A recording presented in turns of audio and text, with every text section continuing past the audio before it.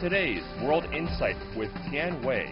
Today, our host, Tian Wei, brings you a special edition of our program from the China International Import Expo in Shanghai. We delve into the ideas, technology, and markets that power up artificial intelligence and innovation. To help us unpack this immense topic, we are joined by Mukhisa Kituyi, Secretary General of the UN Conference on Trade and Development, Sir Christopher Pissarides, Professor at the London School of Economics, David Kaokui Li, Chief Economist at the New Development Bank, Niels B. Christiansen, CEO of LEGO, Robyn Denholm, Chairwoman of Tesla, Liu Qingfeng, CEO of iFlytek, Pascal Soriot, CEO of Astrazeneca, and Yin Qi, co-founder and CEO of Megvii.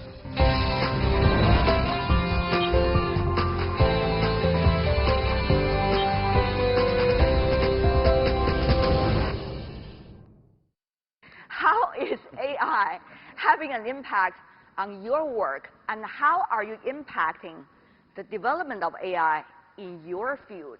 And we have building instructions for blind people. So we have AI to decode visual building instructions into audio guides or into actually the braille that blind people can actually read with the fingers. All of that being translated in AI. And that's not simple, because it's like try to explain to somebody who cannot see what they need to do and without being able to check it. It's not just a disadvantage, but you're really responsible for the majority of the future, because the children is your topic. Ms. Denholm, I heard that you drive automatic cars.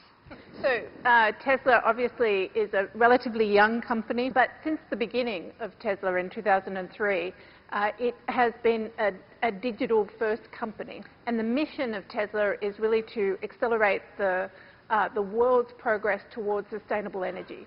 And so if you take that mission and what we're doing from an electric vehicle perspective, but also from an energy perspective, both in terms of energy generation using solar, but also in terms of battery storage, the use of AI, but also innovation and technology with our data that we have is very, very important. One of the key things that we do is actually our autopilot software. So for me, when I'm commuting backwards and forwards, particularly when I'm in the Bay Area in California, it's very busy highways and very fast highways. And so moving backwards and forwards, it takes the stress out of driving long distances. Yeah, we'll see how you're going to work on the roads of Shanghai. Let me go to you, Mr. Kituyi. Of course, as a policymaker, you could talk abstractly, but I want you to talk specifically. How is you, or are you linked to AI in a way? Well, my organization does global monitoring and quantifying of trends in the digital economy.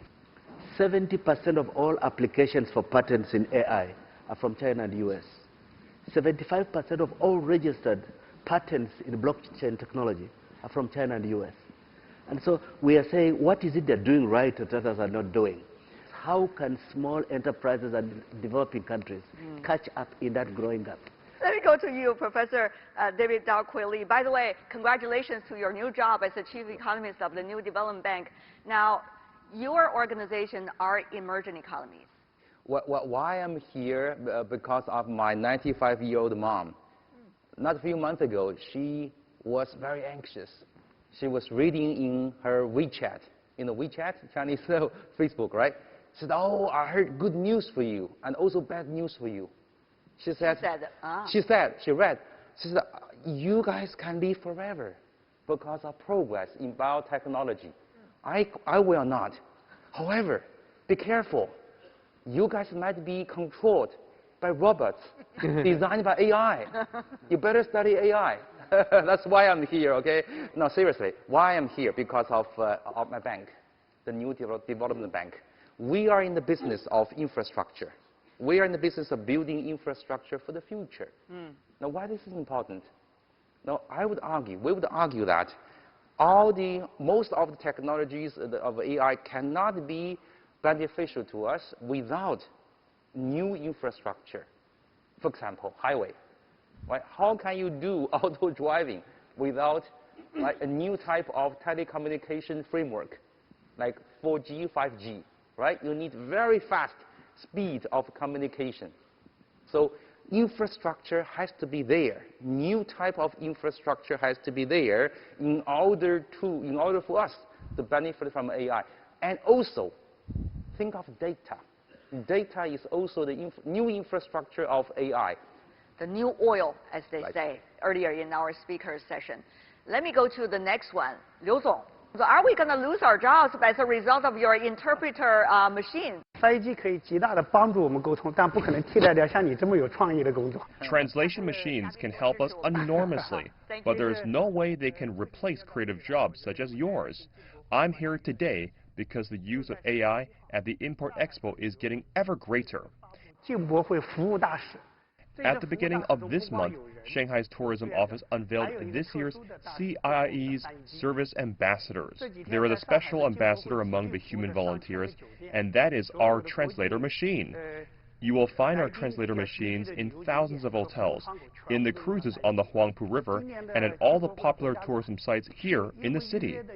At the national pavilions, last year we provided 30 units of machines, but the demand was so high that this year we are supplying 80 machines. I read in the paper that last year some foreign tourists got lost in the subway, but were able to find their way using our iFlytek translators. 首先是大家自由的交流。 If they are all singing the odes to AI, you are the one who might have a different tone and a different tune. Are you? No, I quite like AI, actually. But my relation to AI was explained 2,500 years ago by the Greek historian Herodotus, when he described marketplace in Athens, and he said there are 3 types of people. There's those who go to sell, those who go to buy, and those who go to observe. And those who go to observe are the philosophers of life, and that's where I belong when it comes to AI. I observe. I'm not involved with either implementing or buying or selling, but my observations are they are very positive. AI could improve human well-being enormously if applied correctly. Of course, it could be abused as well. And I do believe that if we use it correctly, then AI is going to be a very important technological innovation corresponding to the big ones like electricity and the internal combustion engine and so I would testify to it. Professor can be quite provocative as we go along with our discussion. Now he is having an agreeable attitude. Wait for later. So let's go to the next one. Mr. Soriot, earlier Professor Li, when he's talking about his mother, I see you already excited because you are dealing exactly with healthcare issues. Yes. Yes, Astrazeneca is a pharmaceutical company. We are actually based in Cambridge in the UK, and here in China we are the biggest multinational pharmaceutical company. And our job is actually to discover new medicines. AI influences everything we do, but let me give you an example. The first human genome sequencing cost $1 billion and took 13 years. Today you can actually sequence the entire genome of a human being in a few hours, and it costs only a few $100s, and the cost is still dropping. So that creates an enormous amount of data, and the only way to analyze this data is actually to use AI. Clearly, AI is fundamental to the way we're going to discover new medicines tomorrow. So let me go to the last speaker for the very first round. Qi, as a young entrepreneur from China, working in the field for 8 years, your relationship with AI probably is ever closer. Yes. So Megvii Technology is a Chinese AI company founded in 2011. Compared to iFlytek as like the definite leader of the AI industry, we are kind of the new generation baby version of Chinese AI company. But actually, maybe it's growing very fast, by the way. Actually, so we are one of the very first movers as a pure deep learning companies in this new generation of AI revolution. And in the past, as you mentioned, 80 years, we have applied AI technologies in a lot of industries, especially in the what we call the traditional industry, from the banking system to consumer electronics to smart manufacturing and retail. And we believe the biggest opportunity happens actually how you can combine the AI technology with the so-called traditional industry, especially in the offline scenario in the physical world. And we are very excited about that. And one more thing I'm even more excited about is Megvii technology, though maybe the youngest company on the stage, we are actually one of the very few companies which have proposed our own AI ethics, and we have our AI ethics committee. And we think it's very, very important because AI brings a lot of huge opportunities, also bring a lot of challenges, not only on the tech part, also on the perception part, on the society part. So that's why we want to solve the problem together with the whole industry. Technology for good, that's already become quite a phrase these days because people really want to look at different sides of the technology. In China recently is one lawsuit involving facial recognition, if you hear the news just 2 days ago. So how do you, as a younger generation of entrepreneurs, look at the controversy, and how would you self-regulate in a way when there is an absence yet of real regulations, a legal framework? Yes. So actually Megvii starts from face recognition, and actually we kind of the leader in face recognition market in China. Like we are the first company to have the face recognition payment in China together with Alipay. So actually, interestingly, when we heard about the news of the first lawsuit, we actually passed through in our own WeChat group. But I just want to say, no matter how good the technology is, we need to regulate that. So I think that lawsuit is a good way for people to debate, to people to really discuss in depth. But when we talk about some new technology, we cannot say it's good or not good in a very, very shallow level. We need to really think about it in a very deep level. So that's why we think it will help the industry overall to let people to know more about it. Technologies are neutral. It really depends on how we use the technology and what for, right? So I want to ask you a question about that because you are dealing with Mr. Christiansen, kids. Right. So how do you define a boundary for them? 65% of the kids today, they will eventually get into jobs that have not been defined today. So they don't know what they are doing. And I think that's one angle we need to think about. How do we equip them so they get successful in a world where it's not linear anymore what they're going to do? So things like being able to collaborate, to be very creative, to have the elements of intelligence that we are not making in the artificial way right now. That's going to be very important. I guess the other angle, if I can, that I think is important is, like we do physical toys. We've done physical toys. We do a lot of digital overlays on that already today. But we think about the digital and the artificial intelligence part of it kind of with the same quality measures. What do you mean? So if you take the physical one, we have very high safety measures and quality. They cannot break. They are safe. The materials that are in. And over many, many years, we developed that very high standard. Now, that is to make sure that children don't get hurt, that they're safe if they're playing with it.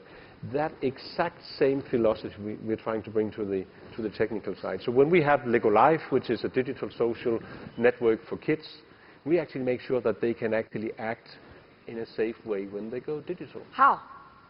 How are you going to make sure about that? Today, we partially, or we're not partially, we actually moderate what's in there to make sure that you don't have adults in there, that they don't write or do things in there that are not safe. We have training programs, we have help that actually allow kids to learn how to be safe and confident digital users in there. Now, I would think artificial intelligence could actually be a helping moderator in there. But already when I say that, I'm also aware of the ethical, moral issues around moderating and have a computer moderating. Yes. So I think it's opening up a lot of issues for us to discuss, but it's really important. And as you said, I actually think this goes for all consumers. But children are the most vulnerable consumers we have. So starting there, understanding that, and bringing some of those thoughts and ideas into the broader consumer space, I think is going to be important. In your industry, you've been arguing for a long time that autonomous driving, at least in certain areas, could be even safer than human driving. But people still have so much question about that. Tell us more about how to set this balance. So if you look at our results that we published 2 weeks ago, we get data from all of our fleet. We have 700,000 vehicles. Our accident rate is something like 1 in 4 million miles driven. The national data on human driving is 1 in every 500,000 miles driven. So, and yes, it is a small sample size in terms of the total global population of vehicles, but it's already proving that the assisted driving or the automated driving can actually be safer than human driving.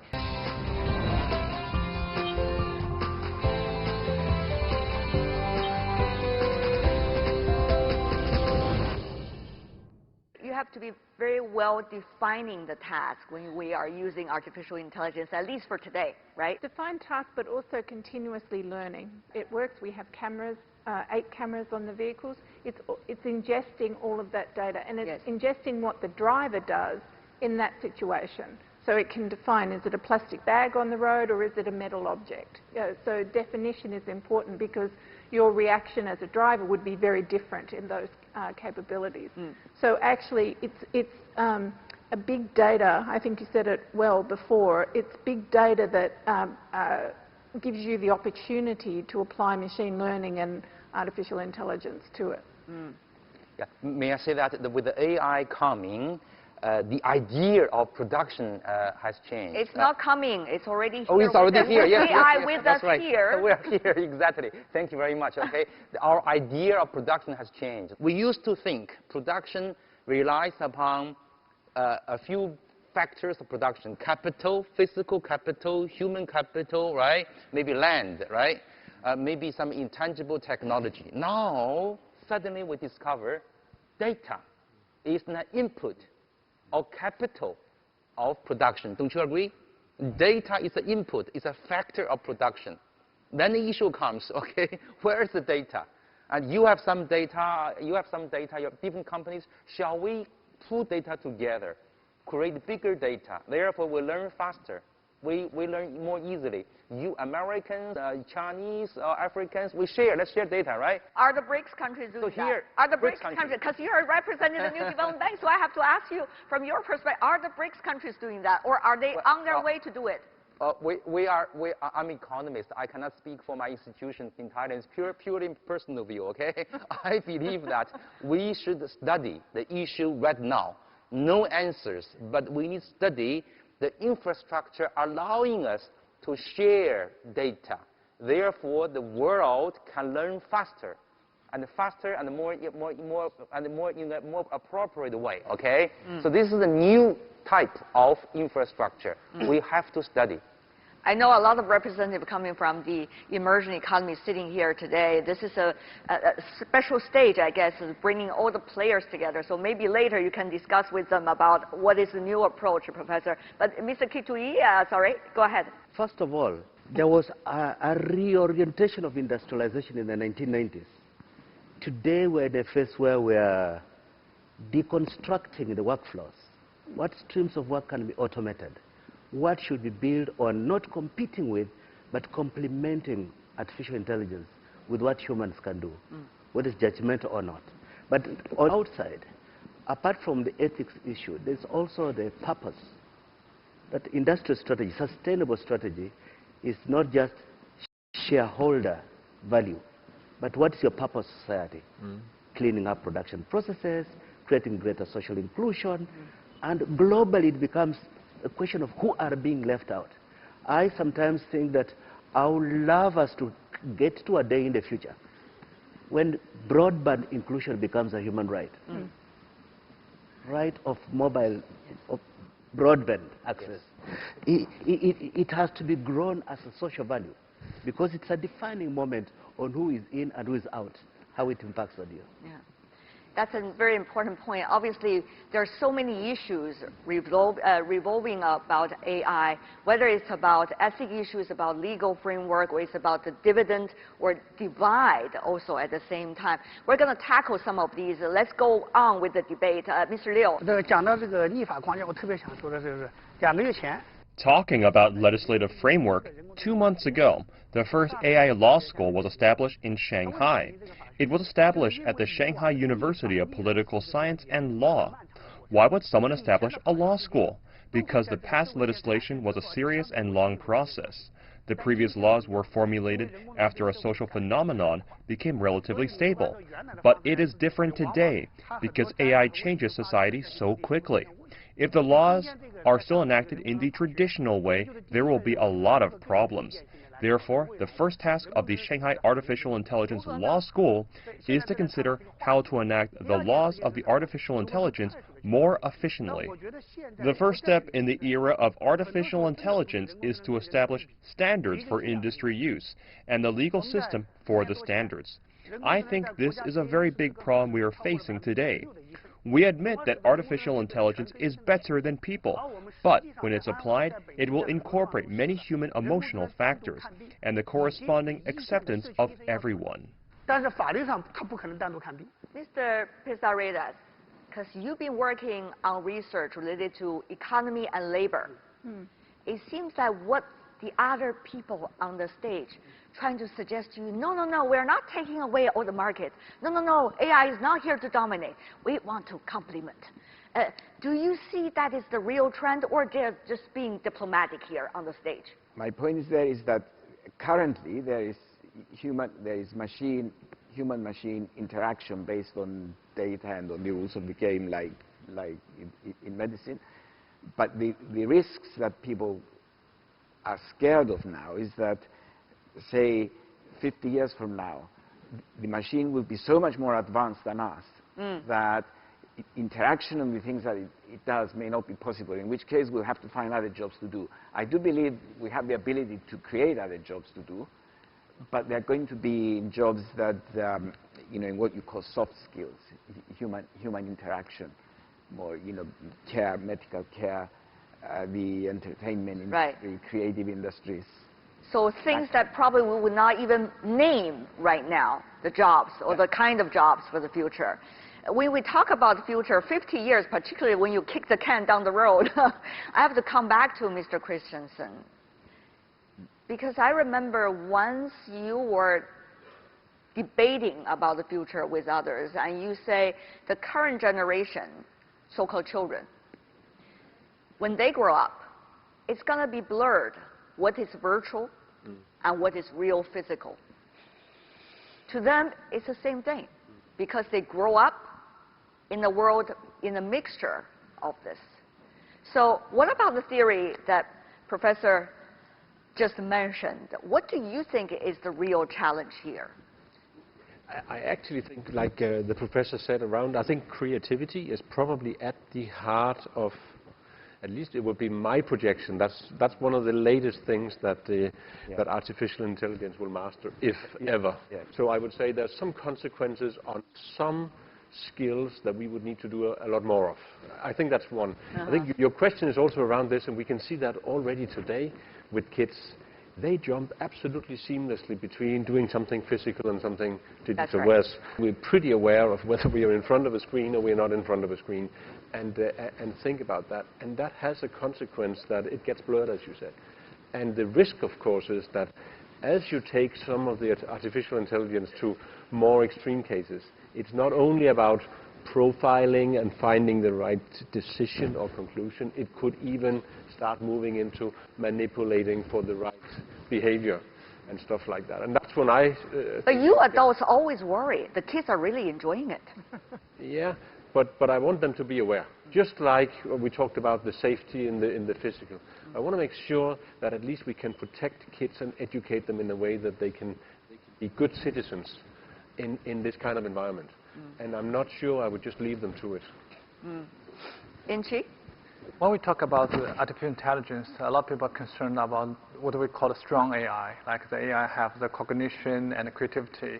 As an AI engineer, I think right now the AI is still about sensing, what we call deep learning, and we have no idea how to achieve what we call the strong AI, like the cognition or so that's in person I believe that it takes maybe 15 years or even 100 years to get there. We're only starting in the current round. Creativity, but also judgment. I mean, if you look at medicine, there are a lot of studies showing that AI is much better than doctors at reading an X-ray or reading the pathology result. But what the doctor is still needed to bring the judgment, take all this data and make a judgment as to what the diagnosis should be and the treatment should be. And AI is still far from being able to do this. So I think we should think about it as the augmented doctor, if you will, in that instance, and not replacing the doctor or not replacing human beings. The other thing that people forget very often is that new jobs are created. In our industry, we are recruiting in our company hundreds of data scientists. This is a new role, and we need people who are able to make sense of this data as we produce it.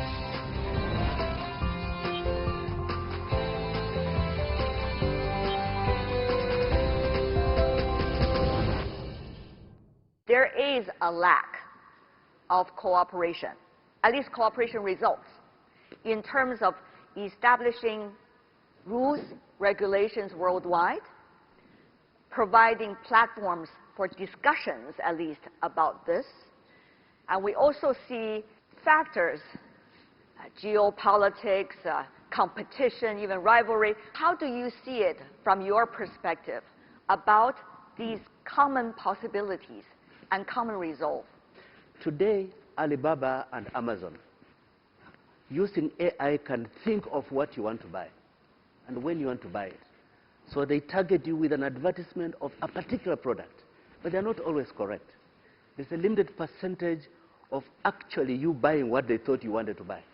Now, if AI gets to the point where Alibaba can 95% predict what you want to buy and when you want to buy it, the business model will change. Instead of buying in a shop and then shipping, Alibaba will be shipping out before you buy.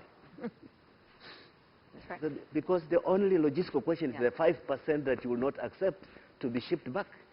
Human ingenuity has not only to be how we can unleash the power of artificial intelligence, but how we constantly redefine the role and the logic of business models.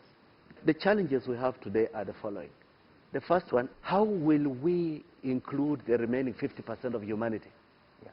Since the easiest paying, the ones with a good business case are already wired. The ones in low-income neighborhoods, distant physical locations, without an economic case for inclusion, you cannot expect the private sector to drive. Yeah, so the challenge is identified how? Identified. Okay, I mean, no, they exist. You can actually technically plot where people are and tell those ones who are in the dark, who are not wired. But there's a second one. Many countries that are left behind need policy support. But who is going to give policy support? The World Bank early this year put out what they call the Moonshot Fund, $5 billion for digital inclusion. But the usual culprits are the ones who know the value, who will go for that money. But the ones who are most in need are like the illiterate. They don't know the value of education. So they don't know the value of what they don't have. That is a challenge. But most importantly, a sense of a sustainable model has to address the questions of those who are being left behind. Tesla's 15 years old, as I mentioned before. We have 42,000 employees globally and about 3,200 here in China. And one of the reasons I'm here is we've just built a plant here in Shanghai to actually serve the China market for electric vehicles. And that factory was built in 10 months. So using all of the intelligence, both human and otherwise, to actually build it in that period of time. And so for me, having a global community of collaborative, both government and also private enterprise, to actually solve technology problems is a really important factor. But what about that public policy angle? Also, I would like you to address that. Is everybody talk about there is still a lacking of international cooperation.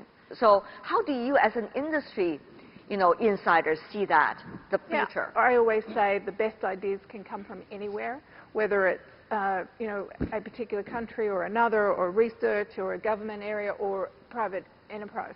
And I think that taking advantage of those ideas and actually developing for humankind is actually a very important part for the future as well. And maybe this is an opportunity for us as a globe to do it differently. Professor? We need basic things, okay? Starting with the roads with sensors, starting with 5G communication network, starting with a system sharing data. So these things are super important, even more important than before. We need to go back to the basics for Africa, for China, for the US, in order for us to get the benefits of AI right now. But Yin Qi, are they living in vacuum? I think there are some geopolitical uncertainties, but I think it's more for the short term. Actually, in the AI community, no matter it's a research community or the industry community, they are very open to each other. When I was a PhD student, I published a paper like 6 months after I finished the job. But right now, usually they publish the paper once they have some exciting findings. They may publish a paper like 1 or 2 days after they have it. Also, they open source a lot of their works. So I think it's really about the new generation. So the new generation is already, from the mindset, they're very open to each other. And they want to share, they want to achieve the most difficult tasks.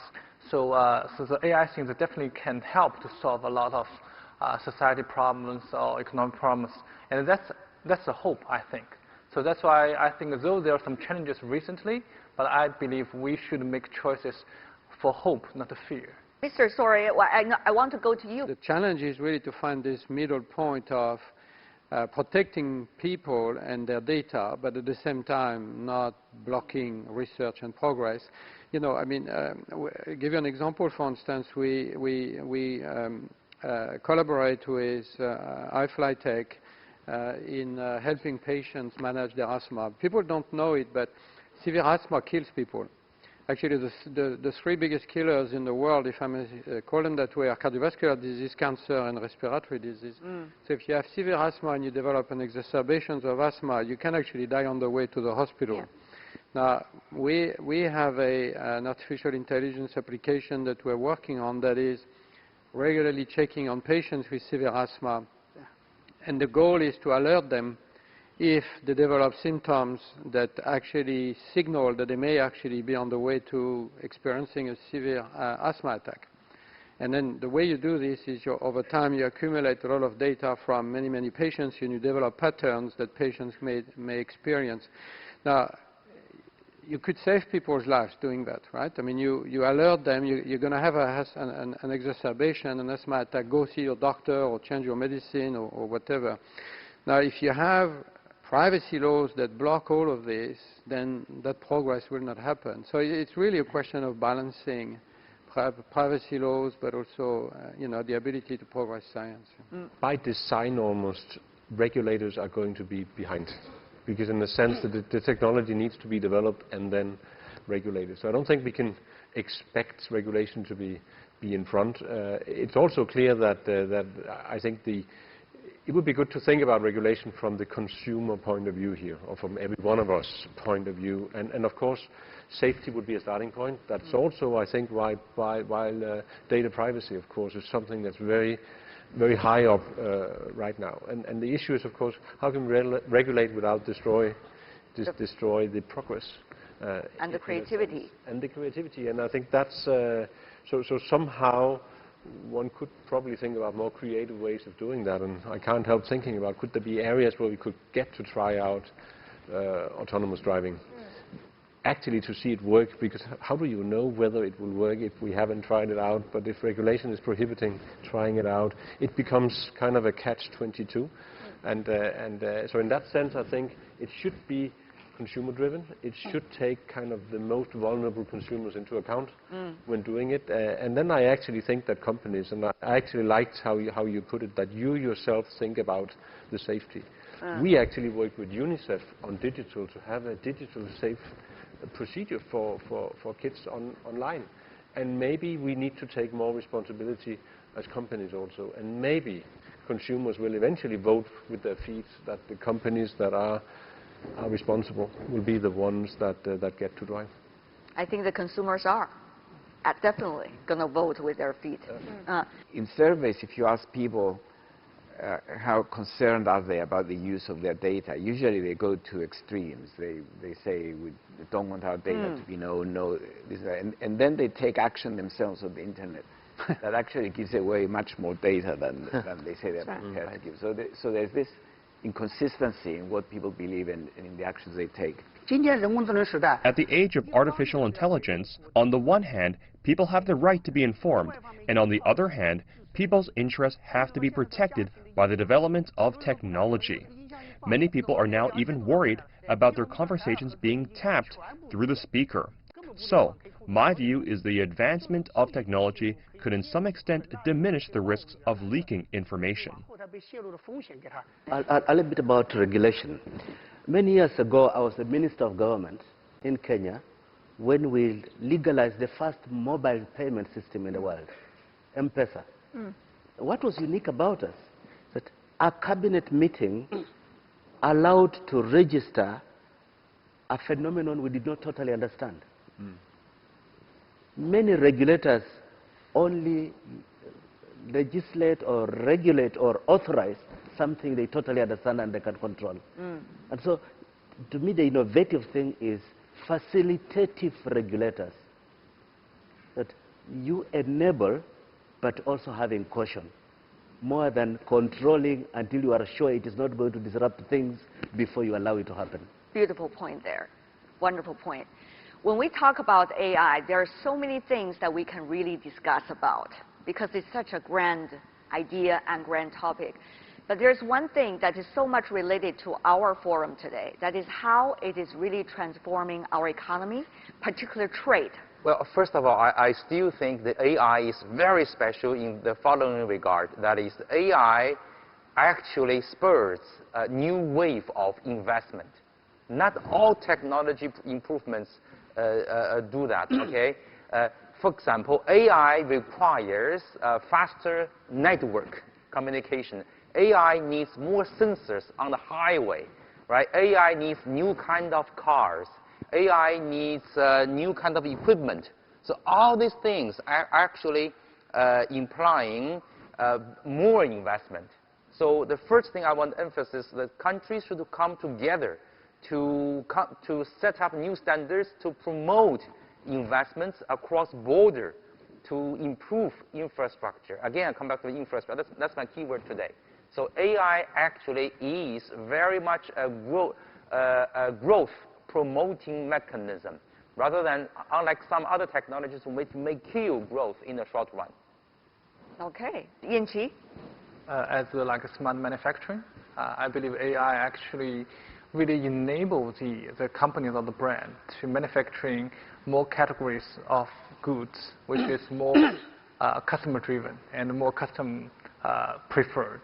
So that actually AI provides more production efficiency. So that's why I think AI will definitely improve the trade and enable us to have more and better products. But you know, as you all illustrated earlier, that we are at the very basic level of this round of AI innovation. Business model as well. If you think about it, it's only very basic business models developed out of minor advancement of technology in terms of how AI will impact our lives for the future. It's only a very small part of it that has been tapped into. But still, people are thinking, what will be the next step? You know, what is the real potential in terms of business models? How it is likely to change our way, possibly, to do trade? How is it going to, in a way, bring us to a very different logic? I do think it's business models, but I do think it's two speeds. I think there are things that you can use data and artificial intelligence and deep learning and that sort of stuff to improve things.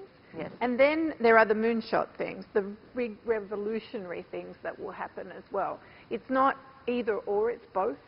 And so, you know, we were talking about manufacturing, but it's also in logistics and supply chain. Yeah. Using data to have better routes to reduce the CO2, reduce the trucks going everywhere and ships and things like that. So you're actually getting better supply chains out of it. And it's also doing big revolutionary things as well. So it's not one or the other, it's both. It's the ability to apply it to any logical set of data on the medical side, on the climate change side, on a whole range of different topics. And of course, you are really doing the moon shot, by the way, the really moon shot and the Mars shot. In other words, Mr. Kituyi, is that moon shot and the incremental development happening parallel as you see it? Yeah, well, but with different velocities. If you look at part of the spin-off of AI is the value of big data and analytics on accurate weather forecasting, which has an effect on mitigating floods, reducing premiums for agricultural insurance, alerting farmers about options at investment time, and directly related to development even in the most vulnerable countries. But at another level is artificial intelligence, automation, reorganizing global value chains. Production networks are shortened, labor-intensive jobs are lost to robots, and the logic of business is changed. So human ingenuity has to say, how do we ride these, or how do we compensate for the negative consequences of vulnerable groups losing out niches they had in global production networks? Yeah.